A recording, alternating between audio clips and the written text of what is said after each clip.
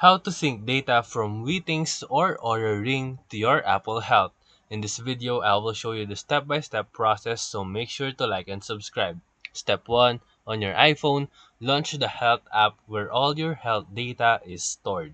Step 2. In your Health app, tap on the Browse and then Sources, or Sharing and then Apps, depending on your iOS version. Step 3.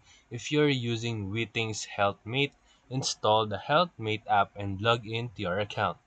And if you are using Oura Ring, install the Oura app. Both apps will ask for permission to connect to your Apple Health. Step 4. Choose which data that you want to sync, like steps, heart rate, sleep, or activity. Turn on all the toggles that you prefer. Step 5. Go back to Health app dashboard, and you should now see your Withings or Oura Ring data appear in your app real time. And that's it. So if this video helped you, feel free to like and subscribe for more videos. Thank you for watching.